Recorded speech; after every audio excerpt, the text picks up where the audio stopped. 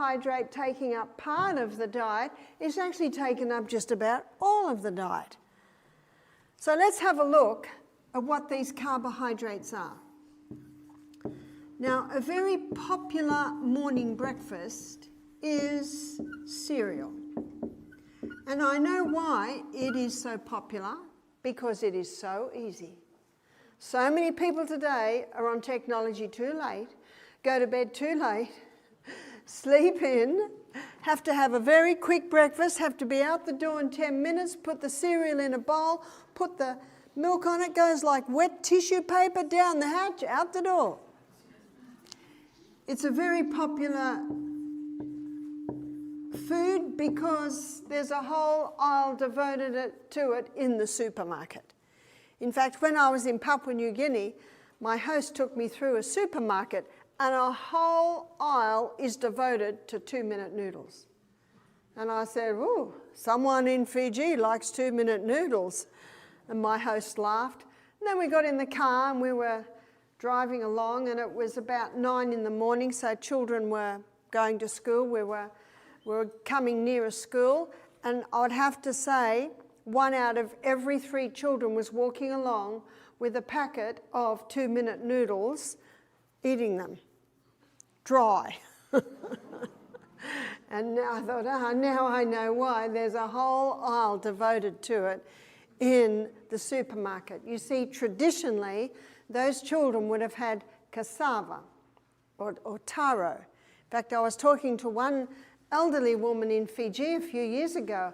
I said, "What did you eat as children?" She said, "We just used to walk along with hunks of cassava. We ate it like bread." So that was their starch. But to get a cassava, you have to go out and dig it out of the garden, then you have to light the fire, then you have to cook it. Can you see why 2-minute noodles have become so popular in Papua New Guinea? Which I think is a pity, because I'm about to show you the effect of this high carbohydrate diet. Another very popular carbohydrate is bread. And I'm not going to draw all of these, or we'll just about fill the whole board, but I'm just going to say cakes, etc. So cakes, etc. would include cookies, but you know, we don't call them cookies in Australia, we call them biscuits. So when Australians come to America and they see a sign that says biscuits and gravy, we think, well, this is strange. So it'd be like someone eating gravy on cookies for you. Yeah, but I realise your biscuits are like a scone or a roll, a bread roll.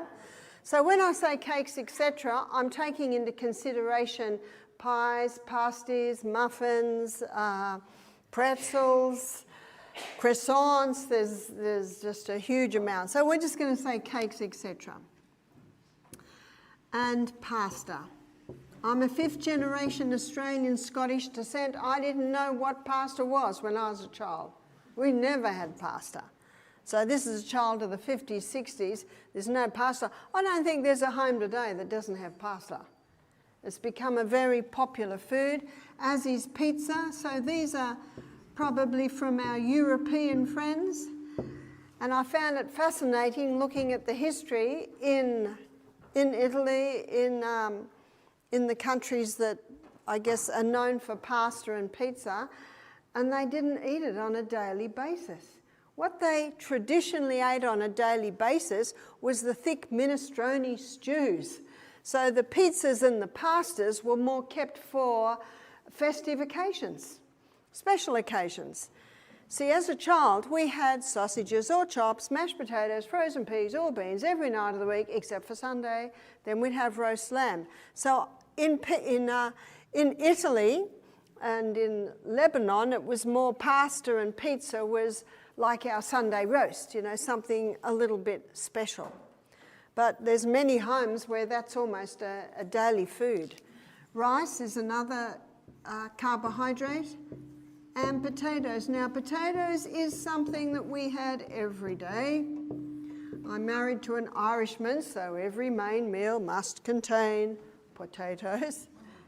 And last and certainly least in the nutritive value is the pure crystallized acid extracted from the sugarcane plant. Would you agree with me that people have become high carbohydrate consumers. Now, down on the farm, when I was raising my children in the rainforest, this was not fast food. It was not fast food at all. It takes a while to make cereal. If we travelled, I would make cereal. I would make, I think you call it a granola or a muesli, and it would take me all afternoon. I'd rub dates and oils into the oats, and then I put them in trays in the oven. Take me all afternoon to bake, but it was very easy when we were travelling. Takes a while to make bread. I don't know if you ever made bread, especially if you do the sourdough. That can go over a couple of days. Yeah, still a bit of effort to make cakes, pastas, etc., etc. If you're making pasta from scratch, takes a while. Pizza takes a while. Rice takes a while to cook. Potatoes take a while to cook. I've never tried to extract sugar from sugarcane plant, but I think that'd be nearly an impossibility in the home kitchen. So down on the farm, this is not fast food. What's fast food down on the farm? Well, I used to feed my children breakfast, and I fed them well. I fed them the 3 essential food groups. What are the 3 essentials? The 3 essential food groups are fibre, and when we go on our journey through the gastrointestinal tract tomorrow, you'll see the importance of fibre. But it's also very important for problems like diabetes, because it slowly releases the glucose. Protein is also an essential nutrient. The building blocks of our body are made up of protein. You cannot function without protein. You cannot heal without protein. As a plant-based lady, my protein comes from legumes, nuts and seeds. Fats come from, yes, nuts and seeds, but also the 2 oils that have passed the test of time, meaning they've been used for centuries, is the coconut oil and the olive oil. And they're the 2 oils that are extracted from the flesh of the plant. Tomorrow we're going to look at heart disease, and you will discover heart disease became the #1 killer around the Industrial Revolution. What did they do in the Industrial Revolution? Yes, we're exposed to a lot more chemicals, but also they created equipment that you could get oil out of hard seeds. You see, ladies, they could get the oil out of the flesh of the olive in their kitchen. They have wooden presses. And I've been in Fiji, where a young girl one day said, I want to use some coconut oil from scratch. And she did. I watched her. She grated the coconut, she squeezed it with water, she made the white milk, she put it in a double saucepan, separated it, and she gave me a bottle of coconut oil. So those 2 oils that have been used for centuries, they were not hard to extract, but very hard to get oil out of a hard seed. So in the Industrial Revolution, they created high-heat chemical equipment to be able to extract oil from the hard seeds. They are the most dangerous oils. Don't touch them. And when you go into a supermarket, they're the cheap ones. They're the cheapest. Walk straight past them, please. You'll find out tomorrow they're even contributing to damage on the arterial wall. You see, that's when heart disease really came up. It's not the only causative factor, as we will see. So don't touch those dangerous fats. So they're the 3 essential food groups. But what you'll see in this high carbohydrate diet, it's often deficient in the 3 essentials.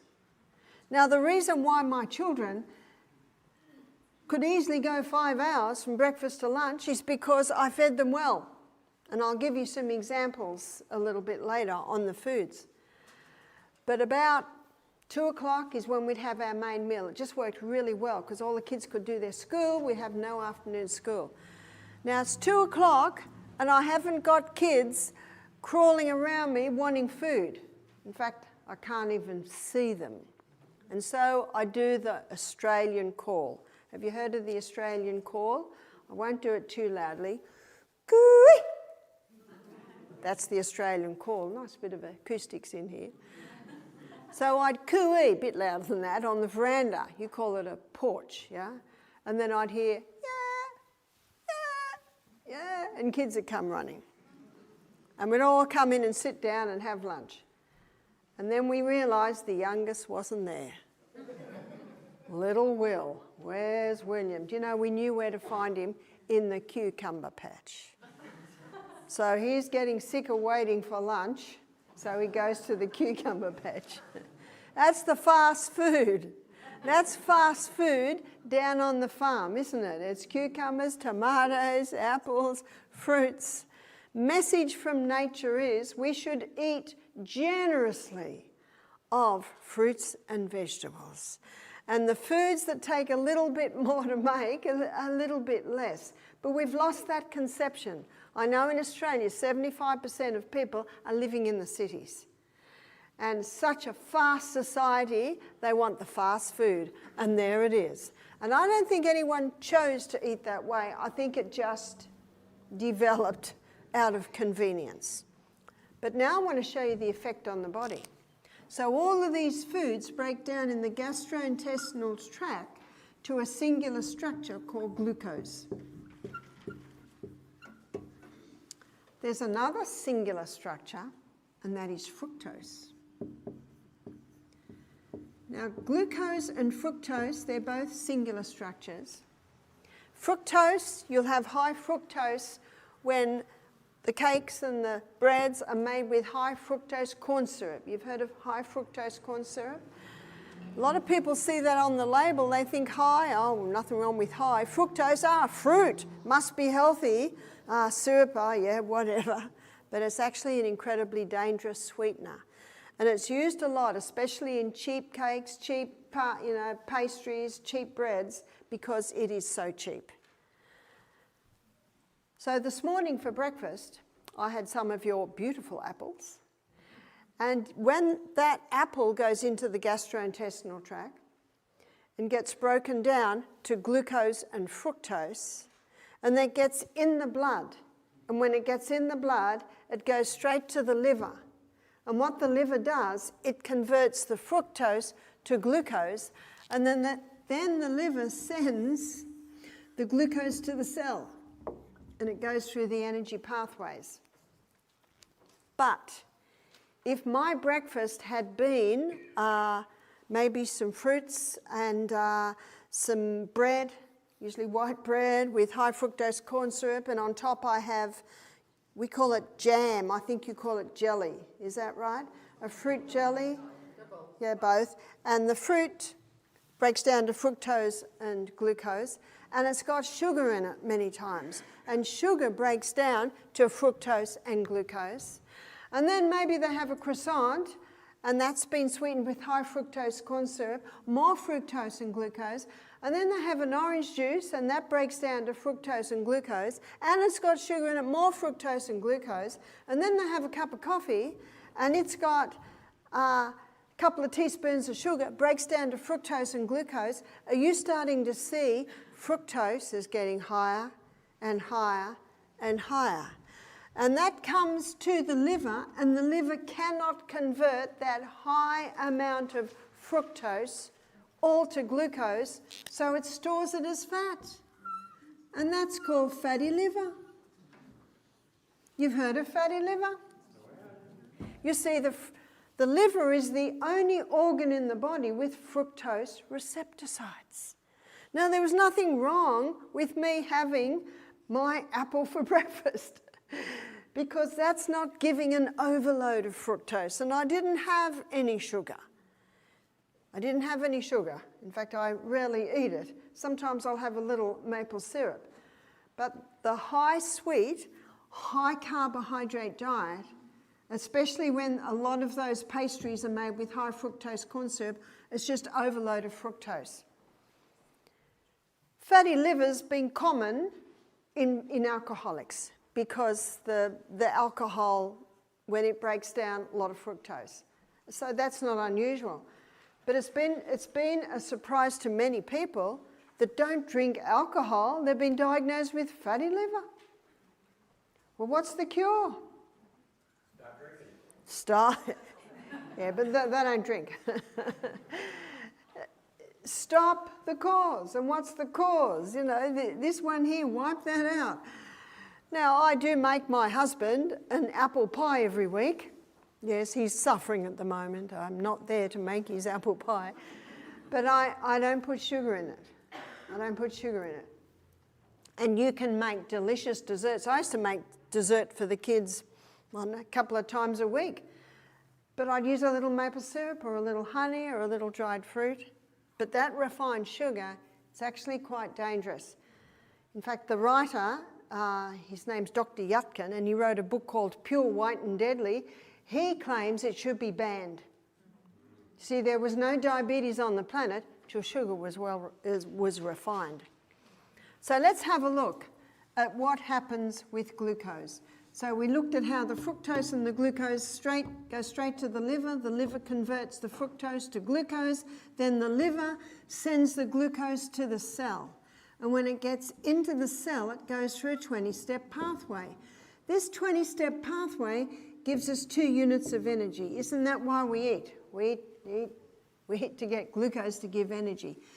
Now, glucose gets into the cell under the action of insulin. Insulin's the key that unlocks the door to get the glucose into the cell. After the 20-step pathway, a chemical form of glucose is released or produced called pyruvate. Pyruvate is the chemical form of glucose that now gets fed into the 8-step pathway. This 8-step pathway is called the powerhouse of the cell. And the reason why the 8-step pathway is called the powerhouse of the cell is because it delivers a very impressive 36 units of energy. What a difference. What makes the difference? Oxygen. This pathway here, no oxygen. We'll be looking at this pathway in some other lectures because it explains very much. But on a high carbohydrate diet, we've still got glucose left over. The first place that the liver sends it, yes, to the cell. We've still got glucose left over, and so now the liver stores it like a little bunch of grapes, and it's particularly in the muscle cell. These are little molecules of glucose. These little molecules of glucose are called quick-release glucose stores. They're waiting there in the muscle cell, just waiting to be used. And their name is glycogen. Glycogen is a name given to quick-release glucose stores. That's why we don't need to eat before we exercise in the morning, because we've got glycogen stores. As soon as you start moving that body, the glycogen stores are plucked and picked down the pathway. Plucked, picked down the pathway. It's an amazing process. But only so much can be stored. And the glycogen that is in the muscle stores can only be used by the muscle. It's almost like it's in a prison. But the liver can also store glycogen. And this glycogen, it can be sent all over the body. But again, only so much can be stored.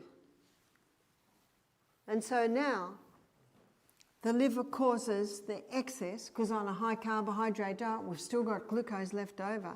So now it stores it in the most amazing fuel depot in the body. It's called fat cells. And those fat cells, on this high carbohydrate diet, what's happening to people? They're getting bigger and bigger and bigger. Australia has overtaken America. 68% of Australians are either overweight or obese on this high carbohydrate diet. It has not done them very well. And as you can see by my illustration, fat doesn't make you fat. What makes you fat? Is this high carbohydrate diet that, again, I don't think anyone chose to eat that way. It's just there, it's just quick, it's just convenient. And that's why we often say to our guests that come to our retreat, something that happens at the retreat that a lot of people underestimate is you've got time to look back at your life and think, I'm going to make a few changes. Making a few changes. See, the worst time to think about lunch is at lunchtime. You got to think about lunch at breakfast. At breakfast time, you think about lunch so you can make some adjustments. And the night before you go to bed, you think about it. I know Jessica, she put on the black-eyed beans last night to soak so that they can be eaten the next day. So considering the 3 essential food groups and considering the non-essential.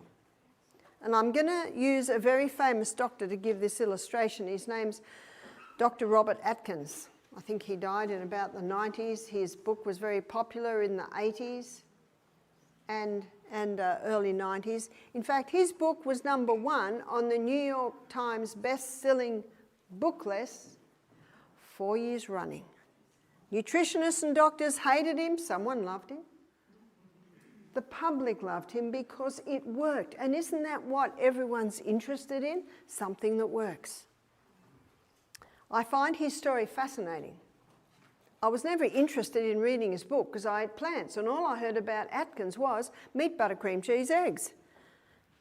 But I had a guest, and he said, "You're not going to like this, Barbara, but I go really well on the Atkins diet." And if I'm a health professional worth anything, what do I do to my clients? I listen. He's got a story. He goes well on the Atkins diet, and when he goes off it, he goes down. I've got to listen. And you know what? Something started in me. I wanted to know why. Why? I was brought up in a home where my father was an inventor, my elder brother was an inventor. Everything that came into the home, Dad and Nave pull apart and put back together again. And when I was 18, it was time for me to get my license. I had to learn how an engine works. I was not happy. None of my girlfriends had to learn how an engine works. It actually makes a bit of sense, doesn't it? I remember sitting down with Dad every night learning about pistons going up and spark plugs going up and pistons going up and down. That would have horrified Dad if he'd heard that mistake. Something like that. But doesn't it make sense? You know, I found interesting looking back at my history, yes, we were brought up in a home where you had to know why, except for one area. There was one area where you never questioned: medicine.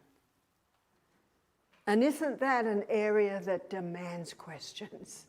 Absolutely, it demands questions. And it wasn't until my daughter, my first daughter, over 6 weeks, 4 courses of antibiotics, I then began to question. We must question. That's why the Bible says in Psalm 146 verse 3, "Put not your trust in princes, neither in the Son of Man, in whom there is no help. His breath goes forth, he returns unto his earth. In that very day his thoughts perish." In other words, it's just a man.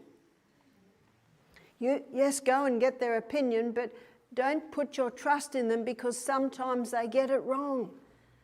In fact, the pharmaceutical companies responsible for killing billions of people. If you have a look at all the fines they've got, why they get these fines? Because so many people died from that drug. Eesh. There doesn't seem to be many ramifications for that. And I think it was Ronald Reagan, is that right? He passed a law that the pharmaceutical company cannot be sued. Do you know any other product that if it doesn't work, there's no accountability? Incredible. So I wanted to know why this man went well on the Atkins diet. I was confronted with that fact. And it wasn't long after that I stayed in a friend's house. And in the morning when I woke up and I was in their spare room, the lounge in like their library went down, I woke up and there's a bookcase at the end of the bed and I'm looking at the books and there a book just jumped out at me, almost. Dr. Atkins' New Revolutionary Diet. I picked it up. I couldn't put it down. It was fascinating. In fact, I went out that day and I bought Dr. Atkins' New Revolutionary Diet. His science is correct. So let me tell you his story. He's a GP, he's putting on weight because he's so busy, he's just living on this. So he did an experiment with himself. He decided to stop all carbohydrates. What did he eat? He ate a lot of fibre. Most people don't realise that on the Atkins diet you had to eat 3 cups of vegetables a day. 1 cup had to be greens. He knew that to get away with the next 2 food groups you have to.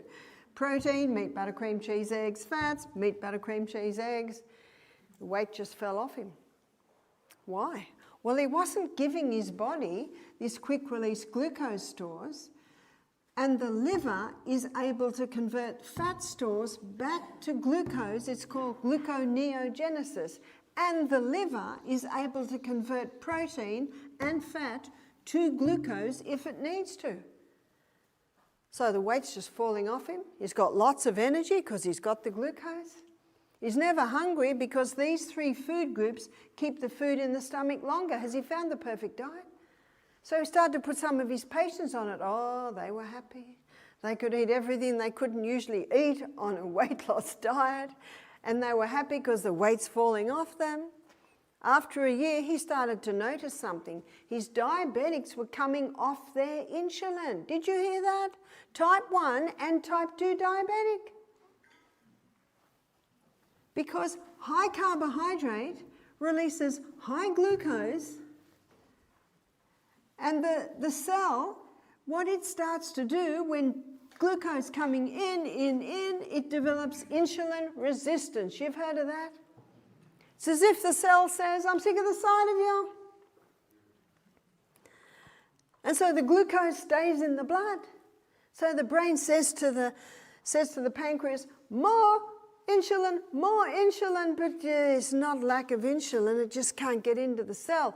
And so because the glucose remains high, now it spills out into the urine. Do you know diabetes mellitus means sweet urine? And it was probably a bit hard to say when, maybe 1700s, early 1800s, that some doctors noticed. It was in the 1950s. Wheat was hybridized. And in the hybridization of the wheat, a starch structure was created, gets the blood sugar level up higher than sugar. And how many of these foods are from wheat?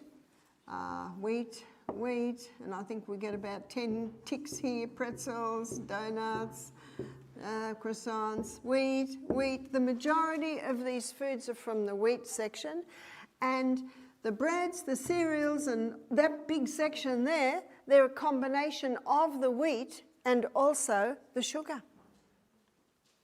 So when this high dump of glucose drops right down, low glucose, low insulin release, pancreases are getting a rest. And we find the exact same thing at our retreat. We find diabetics, type 1 and type 2, coming off their medication. And yet type 1 diabetics, what are they told? In fact, one young man, he was 19, he said, my doctor said my pancreas is dead. I said, is it gangrene? What's dead? The life of the flesh is in the blood. If there's blood going through the pancreas, guess what? It's alive. When I investigated why this 19-year-old had diabetes, because remember, there's always a reason. At the age of 15, he had a bad cough. The doctor put him on 2 very strong antibiotics at once, which killed off the beta cells in his pancreas. So he has had diabetes for the last 4 years. He came to our retreat. He was on 90 units of insulin a day, short and long acting. The first week, if he got a blood sugar level low in the middle of the night, he'd take a candy. And it would always give him a headache because blood glucose goes up too high.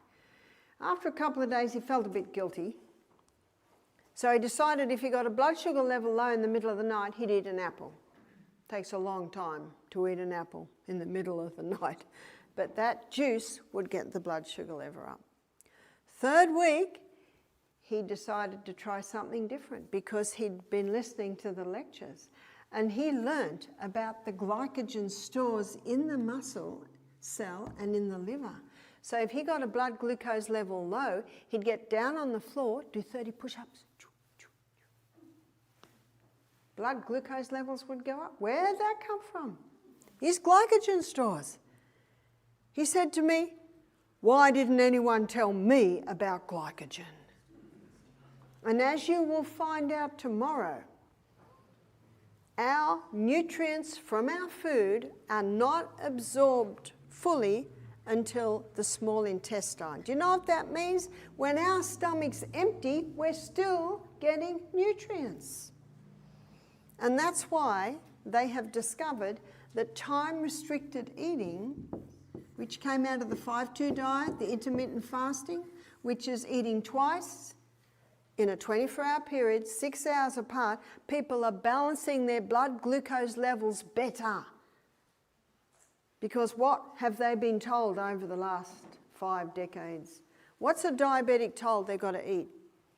Every 2 hours, every 2 hours, every 2 hours. As you will discover, that causes major disruptions in digestion.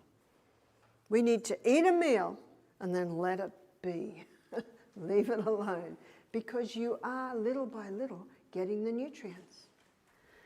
The thirst, the hunger many people feel mid-morning is usually thirst. Because the body doesn't know the difference between thirst and hunger. Remember, parents and grandparents, when the children say they're starving, they're usually thirsty. They're thirsty. I only raised my children by feeding them at meal times, and they all survived. Breakfast like a king, lunch like a queen, tea like a pauper, or supper like a pauper. I can remember when I was a little girl, in the afternoon, and if I said to Mum after school, "I'm hungry," you know what she'd say to me? "Wait for tea." Or you'd say, "Wait for supper." But today it's like kids are just fed all day long. And then the parents wonder why they don't eat their meal. They're not even hungry because they've been fed all day long. Children say they're starving when they're bored. Most adults hopefully can see that. But the time-restricted eating is proving to balance blood glucose levels better than eating every 2 hours. Interesting. So Dr. Atkins, he was surprised at the results. He only did it for weight loss. People are coming off their insulin. They're managing their blood glucose levels. Yes, they're losing weight, but something else surprised him. Cholesterol levels were balancing out. And if someone has high cholesterol levels, what are they told to stop? Meat, butter, cream, cheese, eggs, is that right? And yet his patients were on this, and yet cholesterol levels were balancing out. We'll look at cholesterol levels in more detail tomorrow. And the reason I mention it now is because the liver is the organ that makes cholesterol, and it makes cholesterol according to the body's demands. Now this membrane around every cell in the body is 50% fat, but not the brain cell. The brain cell looks a little different. It looks like this. And yes, this membrane is 50% fat, but there's a fatty sheath that covers the arm coming out of the nerve cell. That's another 20% fat. So what's that equal? 70% fat is the brain cell. And that's why I believe a big contributing factor to the Alzheimer's, the dementia that we're seeing, is a lot of that generation in their 70s, 80s, 90s came out of the fat is bad era. It's called fat phobia. I think that fat phobia has been broken, but another contributing factor, you see what Atkins, he was so surprised at what was happening, he went into the medical journals to see if anyone else had found what he had found. And he found it.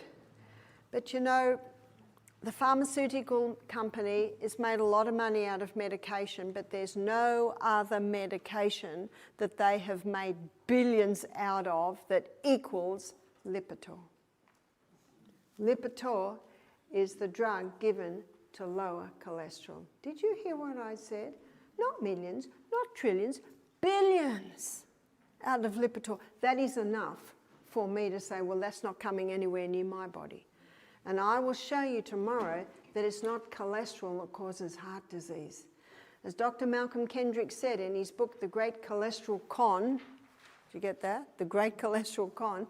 And if you're a little bit impatient to get this information a bit earlier, it's in my book, Sustain Me. I've quoted all the books that show that this cholesterol theory is actually a great con. And what Dr. Malcolm Kendrick said in his book, he said for the first time, normal levels of a normal vital body substance is being called a disease. That's cholesterol. And in the Framingham Heart Study, was set up to prove that cholesterol causes heart disease, but it's 40 years later and it still hasn't proven that. But you know what it showed? People with high cholesterol levels don't get Alzheimer's. Do you need a moment's silence to digest that one? Yeah. Is that another big contributing factor? It's the glucose of any other cell. So this high carbohydrate, high sugar diet, it's just feeding it. And so getting those carbohydrates down, so getting the release of glucose down basically to a reasonable level, the cancer cells weren't getting their favourite food. His cancer patients were going into remission. What he discovered in his research is that these are the 3 essential food groups. The non-essential food group, this might surprise you. Non-essential, do you know what non-essential means? You can live without it. The non-essential food group is actually carbohydrates. Now let me very quickly say, carbohydrates aren't bad. What a relief. We love. We love the breads. No, they're not bad. And my husband would never forgive me if the potatoes stopped. No, the carbohydrates aren't bad. It's only when they're overdone and refined, and that's what we're seeing today. Notice when I first began this lecture, I said it's as if we've taken the carbohydrates from every different country and put them all together. No, carbohydrates aren't bad. It's only when they're overdone and refined, which is common in this high carbohydrate diet we're seeing today. So because carbohydrates are the non-essential, they're the negotiating part. And the negotiations change depending on your age, depending on your size, depending on your weight, depending on your sex, depending on your physical, mental output through the day. And how do you know if you're taking the right amount of carbohydrates? Who'll tell you? Your body will tell you. I had a very low carbohydrate diet. I eat high fiber, great proteins and fats. Why do I do that? Because I love what it does. The weight just stays the same. I've got great energy. I sleep well. We've got a saying in Australia, if you're on a good thing, stick to it. The Bible says in 1 Thessalonians 5:21, it's a challenge.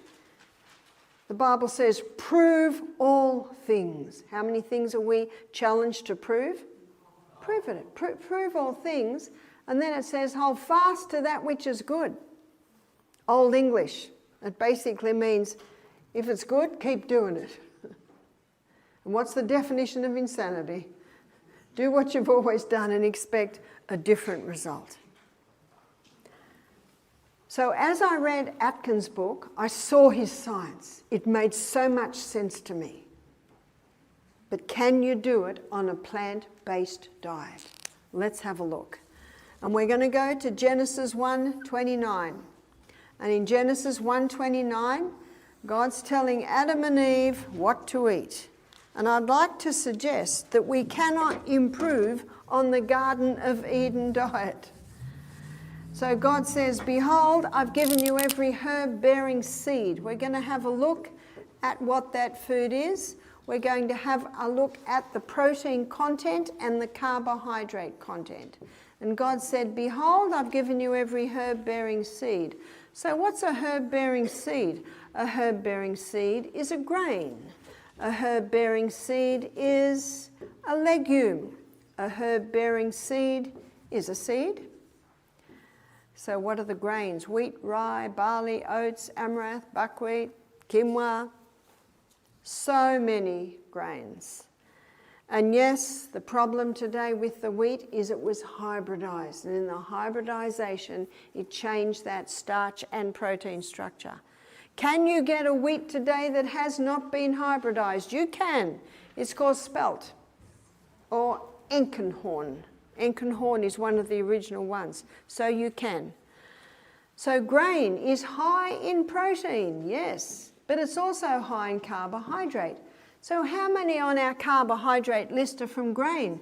Grain, grain, grain, grain, grain, grain, grain, grain, grain, grain, grain, grain. So the majority on our carbohydrate list is from the grain department. What's a legume? Chickpeas, lima beans, black-eyed beans, or you say black-eyed peas, lentils, so many. They are high in protein, but they are medium to low in carbohydrate. The fact is, the legumes are about 1/3 the carbohydrate content that you will find in the grain. What about a seed? Pumpkin seed, sesame seed, sunflower seed, chia seed, flaxseed or linseed, high in protein and quite low in carbohydrate. So God said, behold, I've given you every herb-bearing seed and every tree, and which of the trees the fruit-bearing seed? That's a nut. The nut comes the legume, nut, seed part of the meal. And a lot of people have discovered that the legumes are an excellent form of protein, yes, but they are also an excellent food for the diabetic because they're low on the glycemic index, meaning they give a lovely, sure, consistent delivery of fuel. Because what the pancreas does not want and does not need is the quick highs that produce the quick lows. This up and down whiplash effect on the pancreas is the big contributing factor to the diabetes we're seeing. So I have to tell you what happened with Dan, the young 19-year-old who was on 90 units of insulin a day. He was with us for 4 weeks. By the end of 2 weeks, he was down to 10 units of insulin a day. Was his pancreas dead? No, was not dead. Why was he having so many blood sugar level lows in the middle of the night? Because the 90 units of insulin allowed him to eat this high carbohydrate diet. And we didn't give him the high carbohydrate diet. And so he didn't need all that insulin. And he was having food that was giving steady, sure delivery of fuel, which is what the fibre and the protein and the healthy fats do. Those fats that are the cheap seed oils, they're the cheapest oil, they're in clear plastic bottles, it doesn't really matter because they're so destroyed anyway. You don't touch them. When they eat whole wheat bread, whole wheat cereals, whole wheat pasta 72. How could that be? Well, because it's not refined, it has more of the amylopectin starch in it. Yes, whole wheat is better because it has fibre. Yes, it has more B vitamins.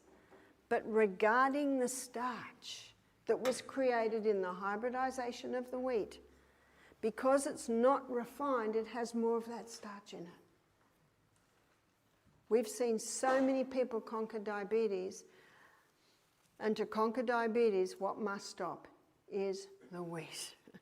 It must stop. Do I eat wheat? I do, but not much. But if I had diabetes, I wouldn't touch it until I'd conquered it. Did you hear that? Isn't that good news? Until I'd conquered it. There's an excellent bread that can be ordered called Simple Needs. And for a gluten-free sourdough bread, it is a delicious bread. It'll keep 6 weeks in the fridge. You put it in the toaster and it lightens up even after 6 weeks, yeah? I've never heard you talk about sprouted breads. That's right. I've never spoken about sprouted breads because, yes, the sprouting brings the starch structure and the gluten structure down, but I have found, and most people testify, it's very heavy bread. It's very heavy bread. But the sourdough is a way of making the bread that breaks down the starch and the gluten structure, so it's much easier to digest. It was about 30 years ago, a friend of mine, she got a sourdough starter from an old German woman. And this German woman said, this one's been going for over 100 years. My grandmother had it, my mother, my grandmother. Well, we got that starter, and this simple needs bread, Tristan, he's a good friend of mine, he's the founder and owner of the company, he uses that same starter. It's a very powerful starter, it makes a very nice bread. When you eat bread that's been made with the sourdough method, it's like you're eating pre-digested grains.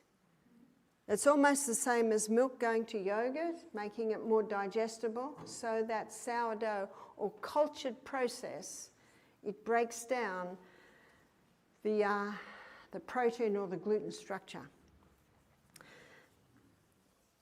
So let's go back to my breakfast. So I'm going to explain what I had for breakfast yesterday. Breakfast yesterday, apples yesterday, yes, and today. And I really like dipping my apple in chia seed. And I always have almonds and Brazil nuts. And then I have the simple needs bread. And we found a toaster, which makes it nice. Then on the bread, I had olive oil.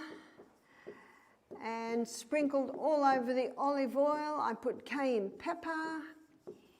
And then I have avocado. And then brown lentils. That is a very common breakfast for me at home. The fruit depends on what's in season. If the cherries are in season, I might have cherries. It depends on what's in season. But your apples are very nice at the moment, they're in season. Actually, I also had a mandarin, that was very nice. So this breakfast, is it high in fibre? Oh yes, there's all the fibre. Is it high in protein? Protein in the lentils, protein in the simple needs bread because of the grains that he uses, protein in the chia seed, protein in almonds and Brazil. Fats in the olive oil, in the avocado, in the nuts and seeds.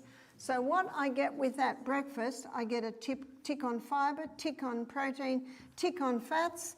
Are there many carbohydrates? Very little. Very little carbohydrates. And I do not get hungry for 5-6 hours after that breakfast. So sometimes we have red lentils, might be red lentils. Sometimes we have scrambled tofu, always organic, of course, scrambled tofu.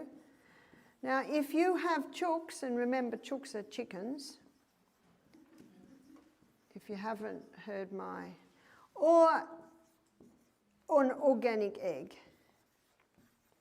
This is an excellent breakfast for a diabetic. I'm not a diabetic, but I just love that breakfast. It goes very well with me. What if you prefer a porridge? If you prefer a porridge, then you would go with either millet. A millet's really nice done in the slow cooker. And with that millet, or you might have brown rice. Brown rice makes a nice one. Or if you don't have any allergies, you might have oatmeal. But oatmeal needs a long, slow cook. They all need a long, slow cook. And then on top of that, you might have coconut milk, or you might have almond milk or a plant milk. And then on top of that you might have applesauce. For a diabetic, the applesauce is much better than the honey or the maple syrup, because honey and maple syrup will get that blood sugar level up. Whereas applesauce, especially made with the Granny Smith apples, that'll give a nice sweetener to your grain, but it won't cause a big shoot in blood glucose levels. And on top of that, have the nuts and seeds.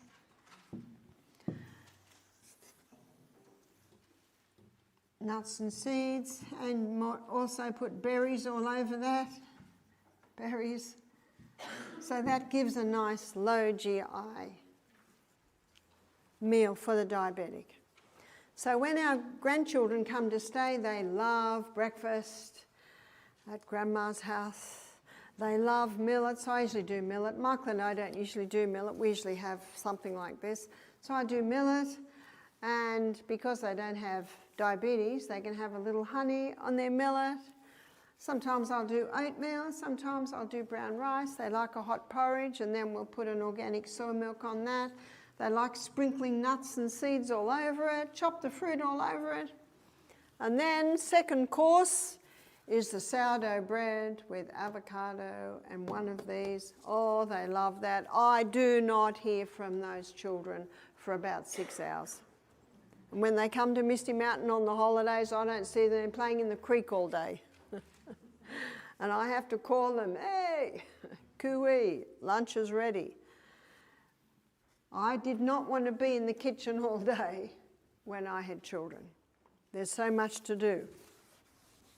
But when you feed them well, but if you give them food all day long, I can assure you they're not going to eat very well. And so, lunch. So let me tell you what we had for lunch today. For lunch today we had a salad.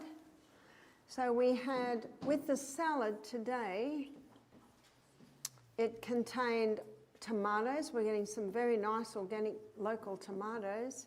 We had avocado and olives, green olives.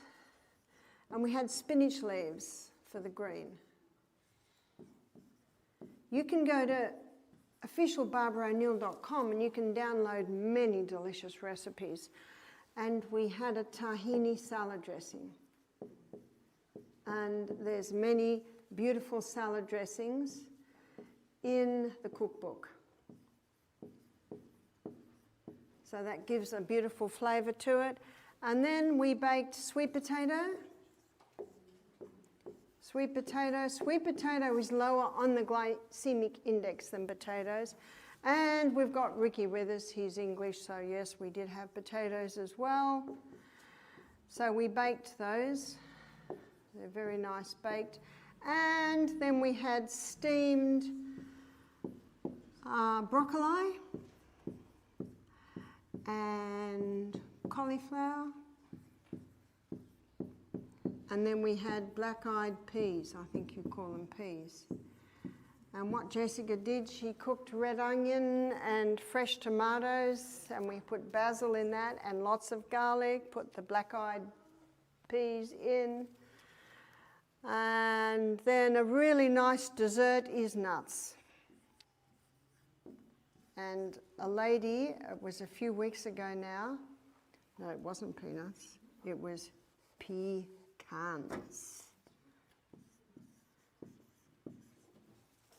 So pecans, very nice.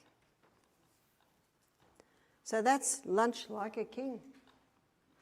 But notice you have to think about it at breakfast. But Jessica soaked the black-eyed peas all night, and then they don't take very long. Slow cookers are great. Instapops are great. Some people say, but I can't handle the beans because they give me bloating.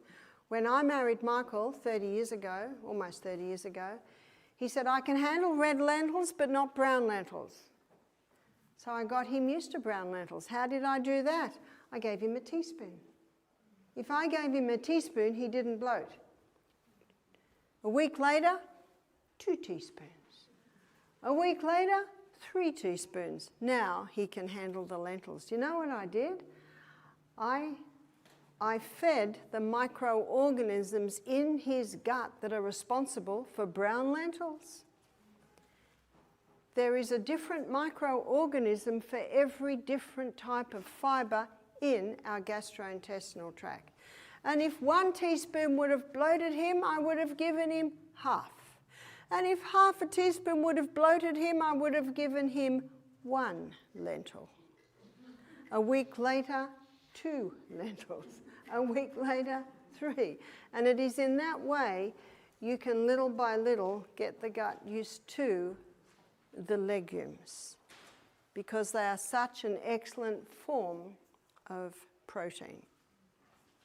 So that's eating breakfast like a king, lunch like a queen, and as you can see, sometimes the queen eats as much as the king. The liver is a recoverable organ, and the good news is there are herbs that will stimulate the liver to cleanse, revive and heal. Dandelion is a good one, and milk thistle, it's also called St. Mary's thistle, and the sweet bitter, which we've been enjoying out here, is ginger. There are a few others, but they're probably the most well known, and you can get those in a tablet form, you can get them in a capsule form if the liver is not working well. And if the liver is not working well, I've got some good news. It's a recoverable organ, and if it's given the right conditions, it can recover and revive. That's the good news. It's time for us to move over to questions now, so I'll invite my daughter Jessica up, and she will ask the questions. We've got a lot of questions, and we've endeavoured to put, sometimes there'll be a few that are very similar. Just have to swap the batteries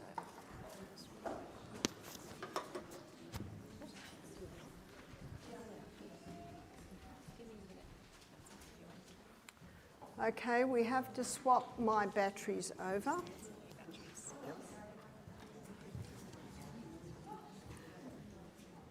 Because the batteries run out very quickly. Yes, have you got a question? Yeah. Talking about the glycemic index of the different kinds of bread, but you didn't mention rye bread. I didn't mention rye. Rye's quite low on the glycemic index. You can Google glycemic index and you can get a chart that lists the glycemic index of foods, but going to low GI foods for a diabetic can make a huge difference. Like bananas high, but the berries are low. Potatoes high, but sweet potatoes low. So it's just, instead of berries on your porridge, instead of bananas, putting berries on your porridge, that can make a huge difference. And putting applesauce on your porridge instead of honey or maple syrup, that can make a huge difference. Sometimes these little changes can make a big difference. Okay, I'm wired.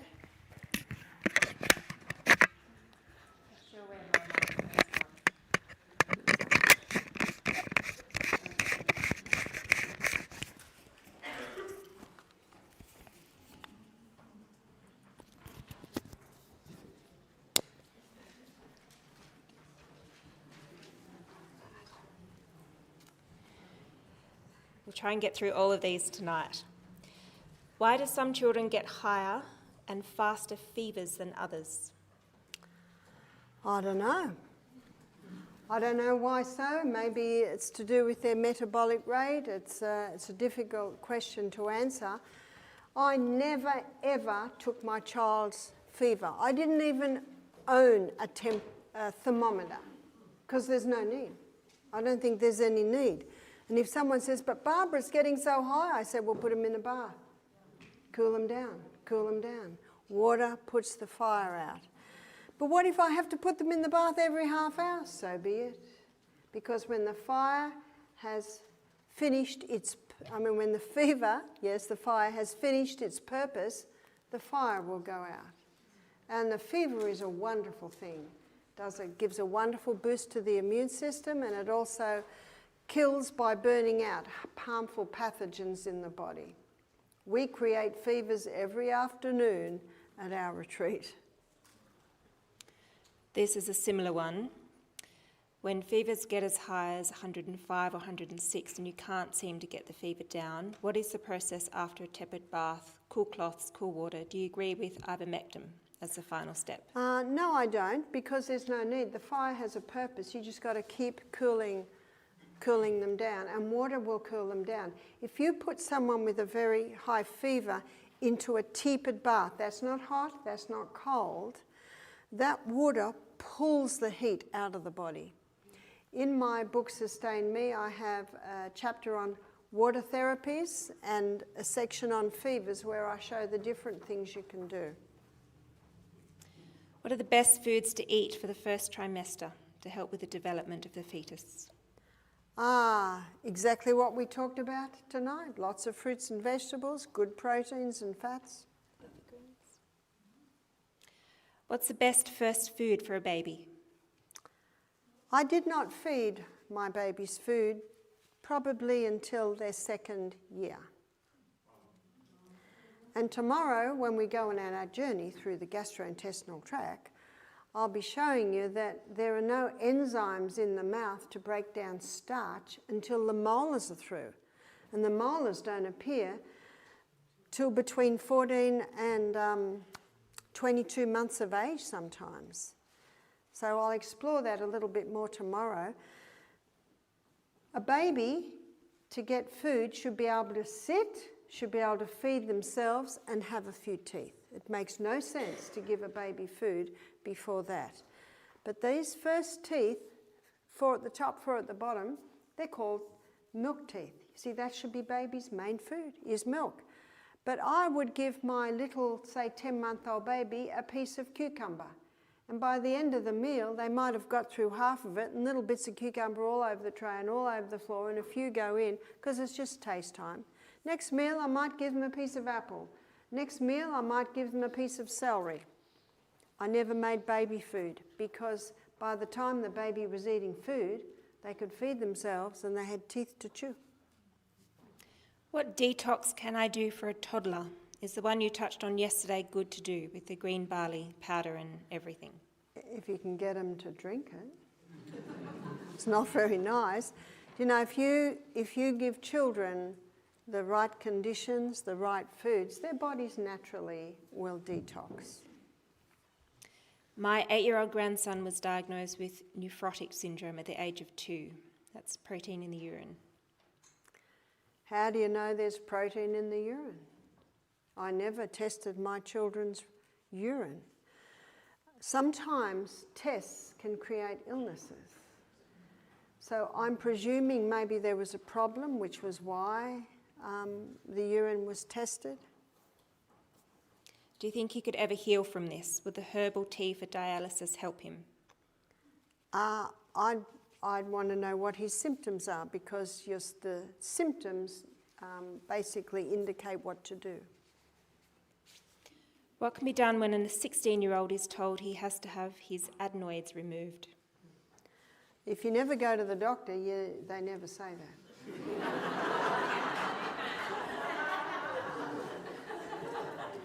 But I'm presuming they went to the doctor because there was discomfort. Adenoids commonly swell for the same reason sinus gets blocked up, for the same reason that tonsils swell, and that is exposure to allergies. That could be exposure to chemicals, could be exposure to moles, or it could be allergy to certain foods. The most common and the most mucus-forming foods are dairy, wheat, oats, peanuts, and refined sugar. So for the 16-year-old with the adenoids, I'd say to him, choose your hard, mate. Getting those cut out is a very painful, horrible operation, or just changing the diet.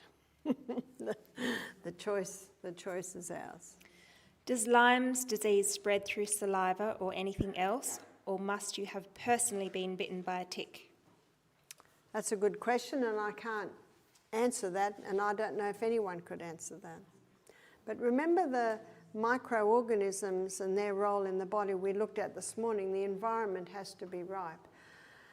I do understand that there are many theories about Lyme's disease. There are theories that a Nazi scientist put it in ticks. I don't know, but there's a lot of books written about Plum Island. If you Google Plum Island, you'll find many books written on it that apparently that's where the ticks were played with and the Lyme's disease were put in. I don't know.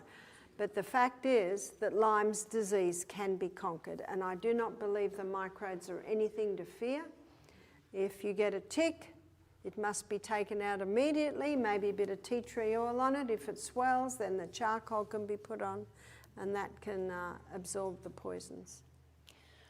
What will help or stop heart PVC, which is irregular heartbeat?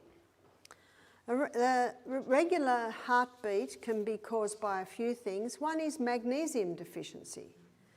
And caffeine is well known to leach magnesium and calcium out of the body. See, magnesium is a muscle relaxant, so it relaxes that heart. If someone has racing heart and they go to hospital, they'll usually just give them IV magnesium. Dr. Kellogg, very famous doctor who wrote many books on health, he said an ice pack on the heart slows and strengthens the heartbeat. But caffeine causes a crisis response in the body, so it certainly can contribute to heart arrhythmia, as can the hybridized wheat of today, because it created a protein or a gluten structure that's difficult for the body to break down, and so often you get an allergy type response to it. Hair loss. In my book, Sustain Me, I have a chapter on hair loss, so I always look at what the cause might be. It could be hair dyes. When a lady is dyeing her hair a lot, those chemicals can kill off the follicles. Also, I have a friend who straightened her hair all her life, and eventually those chemicals killed her little follicles, so she has what they call alopecia, which is hair loss. So there can be a few causes. Sometimes it can be a hormonal imbalance. Sometimes it can be a very major stress in the life can cause hair loss. Sometimes it can be genetics. If your father was bald, you might have inherited those genes. But I was talking to a man in Dubai early this year. He's in his 60s. He said, "Barbara, feel the top of my head." He was balding on the top. The hair was starting to grow, and he was putting castor oil in it every day. Worth a try. Feminine odour. Feminine odour. I'm not sure exactly what that means, but I guess it's not very nice odour coming from the body. One would look at their drinking adequate water, that their bowels are evacuating ideally a couple of times a day. You just look at the causes. What replaces deodorant? I don't wear deodorant, and I haven't worn deodorant actually ever. But I do make sure my body's well hydrated. I make sure that I eat well, and so my organs of elimination are eliminating well. Also wearing natural fibre, so you'd tick all the boxes with that. Does baking soda kill hydrochloric acid in the stomach? That's right. It does. Now, I didn't quite finish a replacement to deodorant. I do understand that some people perspire more than others, and apparently you can get a crystal stone and rub that under your arms. Some people have told me that that works quite well. Lots of natural ones. Yeah, there are natural alternatives. My family has more red blood cells than white. Is that a problem? How do they know? They've had a blood test, don't have the blood test. I'm reading a book at the moment called The Selling of Sickness, showing how the blood tests are creating the problems. One lady said to me, I've just discovered I've got a cyst on my liver. I said, I probably have too, but I'll never know because I will never have the test. I'm not totally against tests. There may be a time, there may be a place, but the fact is that every single person on the planet has many more red blood cells than white blood cells. That's normal. What can help prostate cancer? In my book, Self-Heal by Design, I have some programs that can be implemented into the lifestyle that will help the body conquer cancer. We'll be talking about that, I think, on Friday night. In my book, Sustain Me, I have a chapter called Male Matters, where it talks about the prostate. What recommendations would you have for someone who had a total thyroidectomy 23 years ago? Well, I was in Tanzania last year, and they brought a 65-year-old lady to me. She said, 20 years ago, they cut out my thyroid. I said, I'm very sorry to hear that. So I said, you're on thyroxine for the rest of your life. She said, no. I said, didn't the doctor put you on thyroxine? She said, I wasn't going to go back to him. 20 years she's been living with no thyroid and no thyroxine. And what are we told? We're told that's impossible. I'll leave it up to you. What can be taken besides iodine for fibroids in the uterus to shrink them post-menopause? Tomorrow I'm talking about I think it's tomorrow, or maybe it's Friday, I'm talking about the hormones. Friday I'm talking about the hormones. The reason fibroids grow is because of imbalance in the hormones, and the imbalance is high estrogen. Estrogen's a cell proliferator, causes massive cell growth. And what I'm going to show is how you can bring the balance back. And until you get that estrogen down, the fibroids will keep growing. Applying castor oil compresses on the abdomen can little by little cause the fibroids to break up. My bone density results show a sign of osteoporosis. In my back and in my hips, they want me to take a pill once a week. What can I do to not take this pill? Every 6 months I have fallen and broken or cracked a bone. In my book, Sustain Me, there's a chapter called Building Better Bones. And most people don't realise, and I will be covering this on Friday, that a hormonal imbalance can weaken the bones. Do you agree with olive oil gallbladder cleansing? In my book, Sustain Me, and also in my book, Self-Heal by Design, both books have a chapter on the liver, and I give a much gentler liver gallbladder cleanse in there, which is not quite as harsh as drinking half a cup of olive oil and half a cup of lemon juice. Is there a kidney stone cleanse? There is, and in my book, Sustain Me, there's a chapter on the kidneys, and I show in there that juniper berries, there's a 28-day program. And on the first day, you chew 1 juniper berry, on the second day 2, on the third day 3, up till on day 14, you're chewing 14 juniper berries. Day 15, 13 juniper berries. Day 17, 12 juniper berries, until you're up to day 28 and you're back to 1. That's a 28-day program. You can just buy dried juniper berries and you chew them, swallow them. And that can little by little break the kidney stones down. While drinking plenty of water. Oh, yes. How do they taste? Not too bad. A bit like a pine. How do you know if you have enough stomach acid?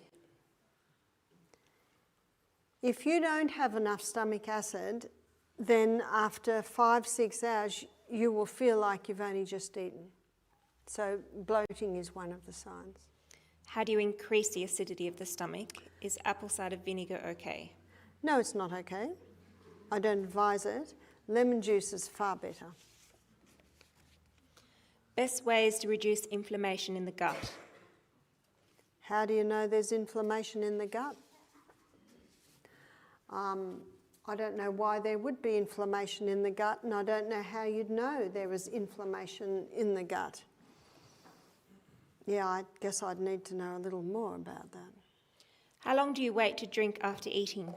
Usually about an hour and a half or 2 hours, and if you sit to your meal well hydrated, you will not need to drink much after. Heat rash on groin. What should I use on it? Well, it's good to allow the sun to it, and I'm sure that everyone's got some room in their house where it's a little private and the sun can go on that area. You can also wash the area a couple of times a day with a mix of sodium bicarbonate and water. That's 1 teaspoon of sodium bicarbonate to 1 cup of water. And keep the area dry and make sure only natural fibre is worn. I've been told that I'm bone on my knees. The only thing that can be done is a knee replacement. Is there anything that can be done to avoid this or strengthen my knee area? Well, what I'd like to suggest is they could be wrong. And what I do is I do everything possible to avoid that. It was about 2 years ago, I was interviewed by an orthopaedic surgeon named Doc Mallock, and he is a British orthopaedic surgeon, but no surgery would allow him to work because he refused the shot. And so now he does podcasts. And he told me that before he stopped working, he was only operating on 5% of his patients. Orthopaedic surgeon. What he was doing, he was getting them to drink more water, go to bed early, eat better, and go and see a physiotherapist. And build up the muscles, build up the tendons, the ligaments. That's something that can be built up. Comfrey cream contains a lubricant. I would buy some comfrey cream. You can get it off officialbarbaro'Neill.com and apply that a couple of times a day and sleep with castor oil compresses on the knee every night. And don't do anything that hurts the knee. You have to listen to the knee. And the best exercise would be rebounding because you've got a cushioning effect as you land. And exercise bike, because when you're on the exercise bike, most of your weight is on the hips rather than on the knee. So it's a matter of listening and don't aggravate that knee. Is castor oil good for gout? What else is recommended? For gout, my suggestion is to go to a very alkaline diet, and a grated ginger poultice on the painful joint can get the inflammation out. Sleeping with castor oil compresses is a good idea. What do you think of Ezekiel bread? I find it very heavy. Some people like a heavy bread, but I find that one quite heavy. Some say use castor oil poultice on a breast cancer. I've also heard that you should not because it can bring the cancer to the surface and break through. And what's wrong with that? That's actually how the body gets it out. And that's what the surgeon would do. So you can do natural surgery. The choice is yours. But I have met many women who've conquered their breast cancer by wearing castor oil compresses. One lady just wore the castor oil compress 24/7. And sometimes the castor oil will break it down and take it away through the body, and sometimes it may come out of the skin. But most of the time, ladies have told me it just breaks it down and takes it away through the body. How would you recommend to remove a cyst on the knuckle of a hand? What to put on it? I'd wear castor oil compress on it every night. Yeah, you could try the hot and colds that I described this morning. Can you use comfrey close to the head and neck area? I have one fusion with titanium plate and they want to fuse 2 more. I think that I'd resist that operation and go to a physiotherapist. Comfrey, if there's any metal in the body and you apply comfrey, it can pull it out. I'd heard about this, and I met a lady in a school that I was teaching at in 2022, and she'd had a major car accident when she was, I don't know, about 16, and she'd had about 5 operations on her knee, and they'd put pins and plates and rods, and she just put the comfrey poultices on, and it pulled them all out. Comfrey salve is a lot gentler though. Comfrey salve is gentler, that is true. I go to bed at 9 p.m. and get up at 6, but I'm still very tired and I nap every day. I have a lack of oxygen in my lungs. How can I make them stronger? Breathing through the nose can make a big difference. I find that a common sign of allergy to wheat can be tiredness. So it's a matter of changing different things. Check that you're breathing fresh air in the night. Make sure you're sleeping with natural fibre, so you'd investigate all of these areas. Can you heal your lungs and organs once you quit smoking, and how would you help heal them? Every cigarette smoked kills an alveoli, which are the little, they're like a bunch of grapes in our lungs, and that's where the gaseous exchange takes place. Once that alveoli is being killed, it cannot regrow, but you can strengthen what remains. And God was so very good to give us 500 million alveoli. So there's quite a bit there, so you can strengthen what remains. Can mouth tape correct sleep apnea? In many cases it can. My Pilates instructor teaches breathing in through the nose and then out through the mouth. Is this a good practice while doing Pilates or after exercises or other exercises? Well, in the book Breath, written by James Nestor, it's a best-selling book. I read it a few years ago, and I had the privilege when I was in Scotland of speaking at an event where he was speaking also.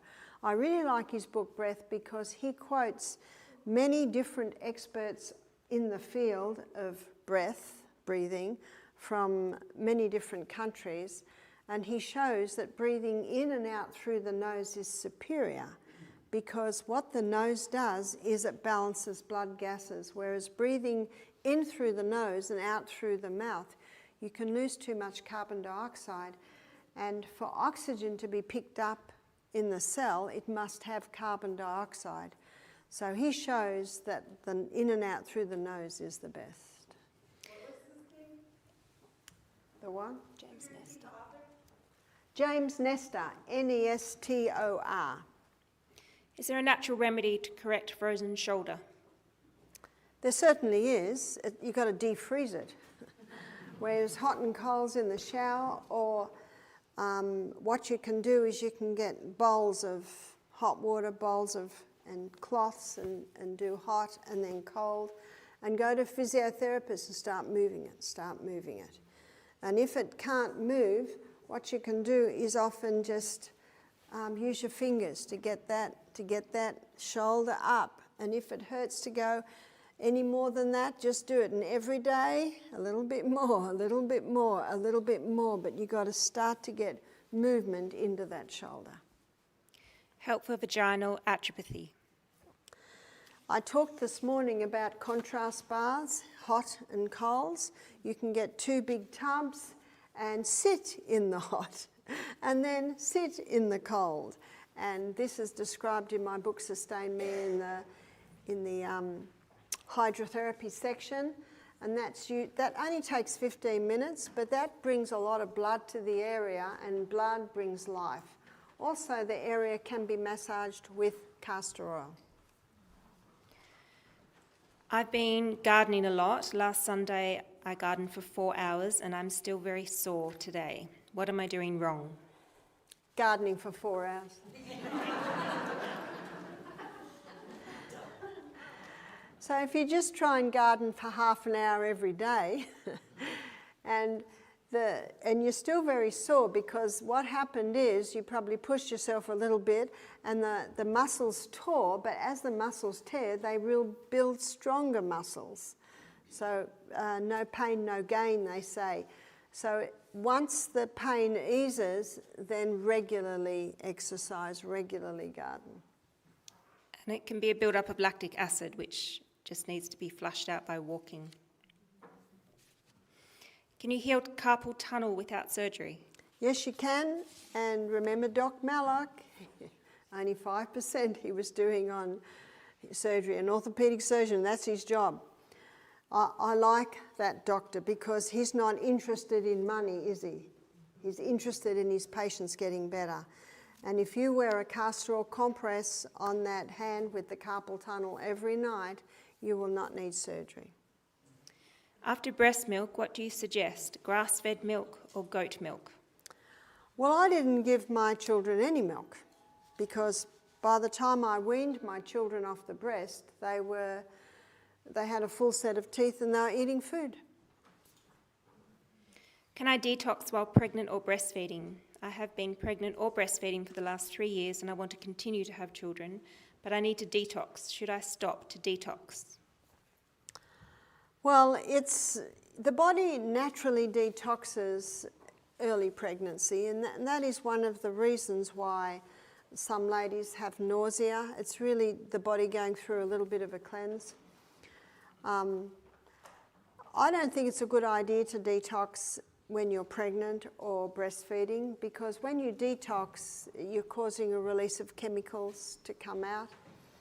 I was pregnant or breastfeeding non-stop 14 years. You do survive. There is life after babies.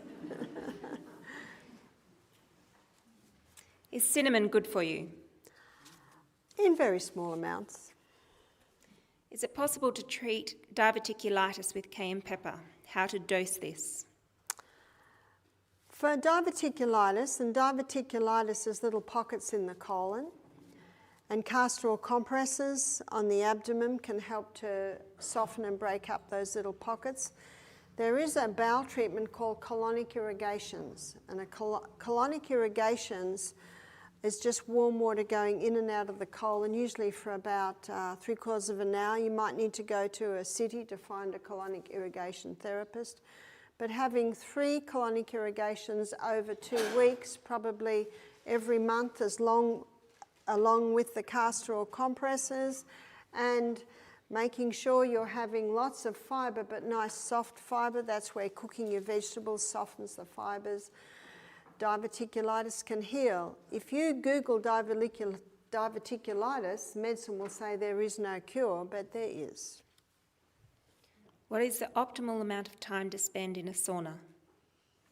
I always leave it up to the person, but it's important to have regular cold plunges, because remember that cold water equalises the circulation and prevents chilling.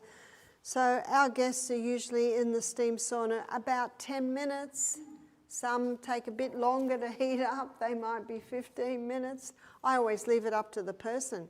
In fact, one lady, she could not bear more than 5 minutes. There's no hard and fast rule. You've got to do what works for you. Can you use a steam shower and then a cold shower instead of a cold stream? Oh, you can. It's not as good, but it's pretty good. What can we use for high blood pressure? Tomorrow, is it tomorrow? Oh, yes, tomorrow we're looking at the heart. Tomorrow evening, it's the heart lecture. Is that right, Jess? Yes.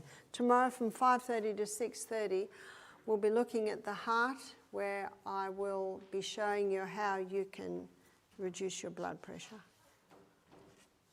In the case of a deep infection, an implant gone wrong, how do you reach it with hot and cold or potato? Does the infection have to come to the surface? No, it doesn't. No, it doesn't. Because the hot and cold penetrate deep, and the potato pulls it out very nicely. So hot and cold compresses on the outside? Yeah, it depends where it is. If it's foot or hand, you could do baths, but if it's, maybe here, you'd do the hot and cold compresses. Implant, I think it's a tooth implant, I think. Is it tooth? It just says implant. Yeah, you do the hot and cold compresses. What is your opinion on using stem cells for healing and curing? Well, it can be very expensive, and I don't think there's a need. In fact, I was talking to one guy who was doing the stem cell treatments, only $20,000 a treatment. Whereas your body has the ability to heal itself. And that's what I love about the comfrey. Remember, it's got a growth stimulant and it can stimulate the rapid healing. Can you build an immunity to poison ivy? Now, I don't know anything about poison ivy because we don't have it in Australia. So I'm sorry, I'm totally ignorant on poison ivy. What is your recommendation on dealing with an autoimmune disease like lupus?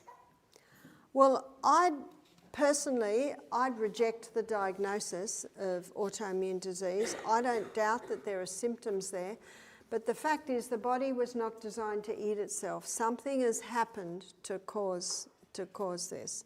And once you give the body the right conditions, I see so many people heal.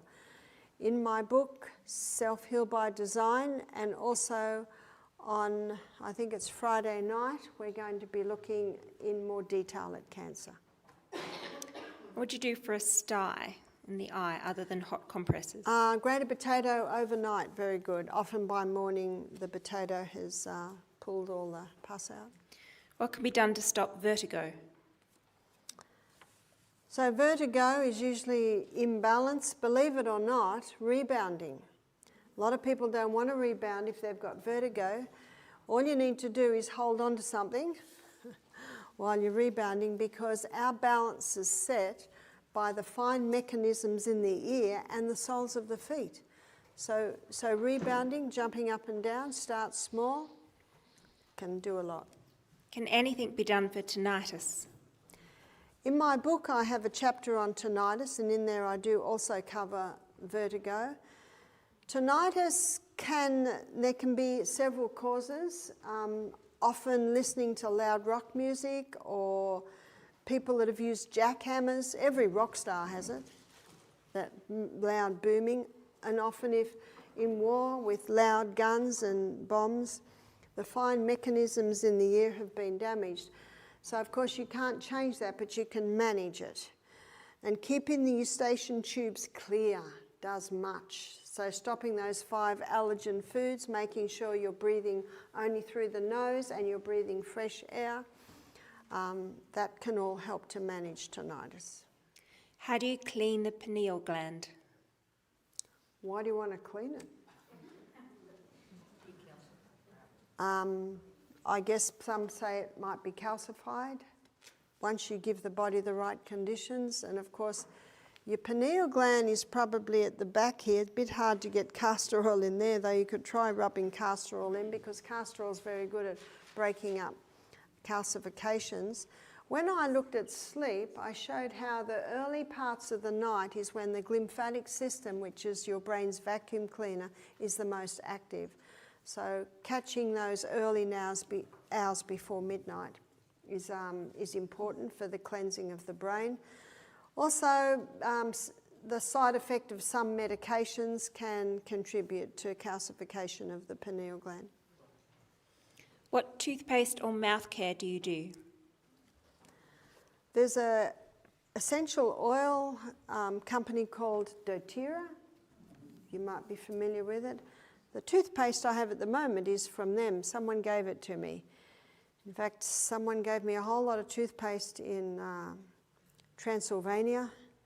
I'm always being given things. And when I was in London, I was given these little chewable tablets. You chew them, it comes to a paste in the mouth, and then you clean that. So that really doesn't answer the question. You've really just got to read your labels.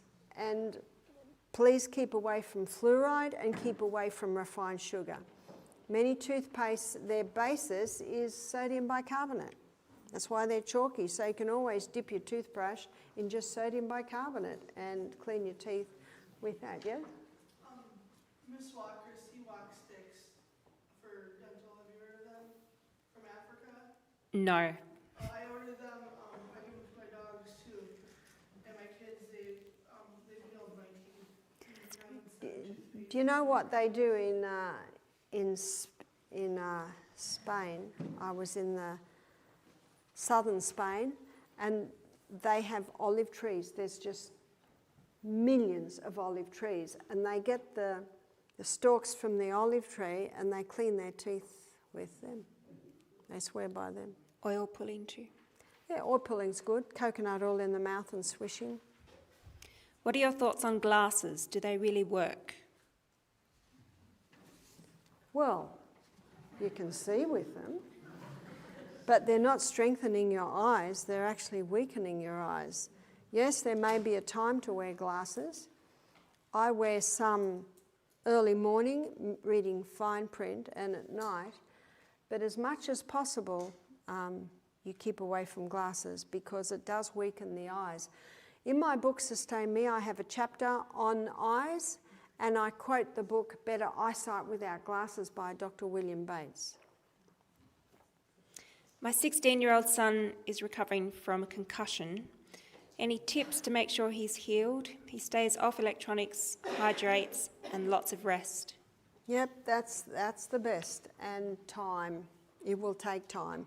And I know 16-year-olds aren't very patient, but it will take time. He will recover. The brain recovers nicely, but it needs rest, it needs keeping away from technology, yes, it needs hydration. Is there a way to prevent dementia? Yes, there is. Go to bed early. Keep well hydrated. Give the brain the right conditions. My white blood clot has been low for many years. Is that a real concern, and how can I raise it? White blood count. Yep. Dive in that creek every morning. Hot and coals is good. See how white blood cell counts go up and down. If we've got a cold or an infection, it goes up and then it comes down. So it's nothing to be concerned about. Can hearing loss be improved or corrected? It all depends why the hearing loss is there. Sometimes if it's damaged, that's very difficult to retain. Can poor eyesight be improved? Dr. William Bates says so.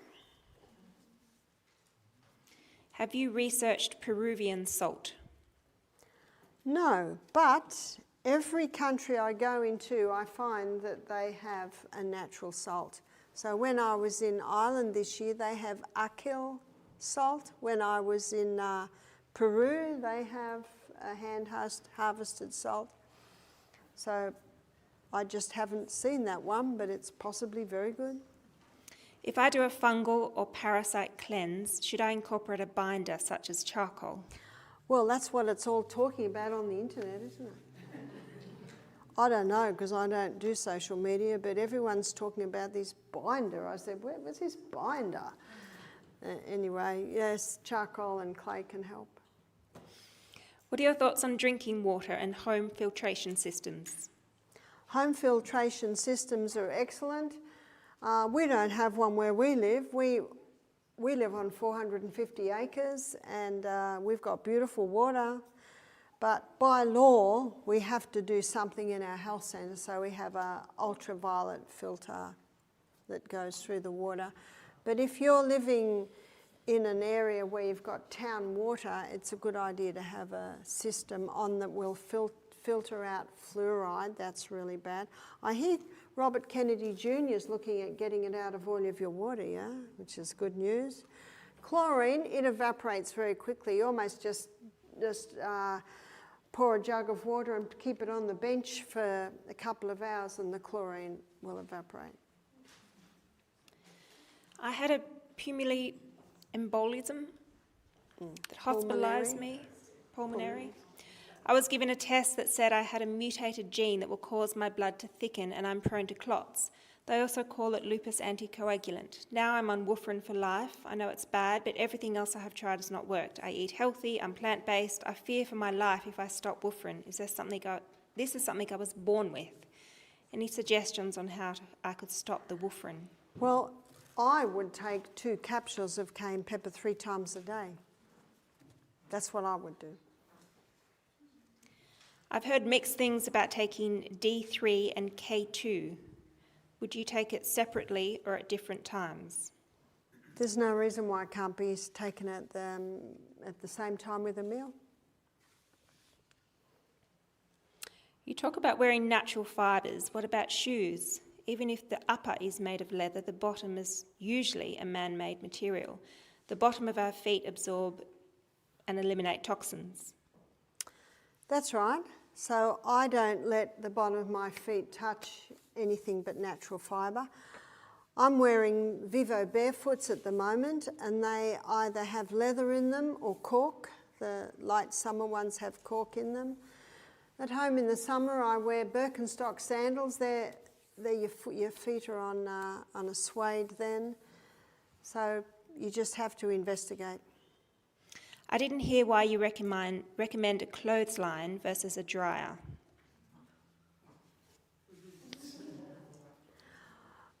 Well, the sun purifies the clothes. In fact, the clothes last longer.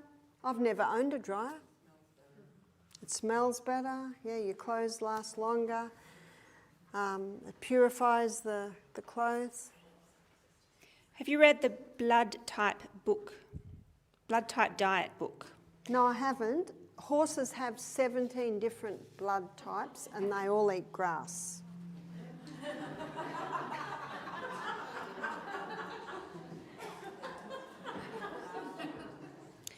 Do you recommend high-dose melatonin for disease and cancer prevention? No. You mentioned not using deodorant. What would you recommend? A crystal maybe, and there are natural if you need one. When making healthy changes, what should be the first priority? I think the first priority is just start drinking more water. Start eliminating the chemical fabrics. Start eating more fruits and vegetables. You've got some nice little stalls around here where you can get organics. And start going to bed earlier. That's a huge one. So little by little making those changes.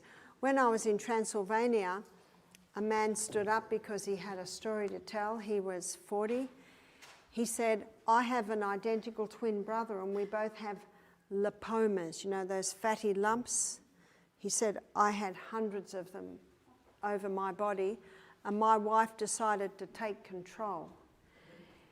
She changed my diet. I'm on a plant-based diet. I had to start drinking more water. I had to stop drinking alcohol. And he said, she's thrown my whole wardrobe out.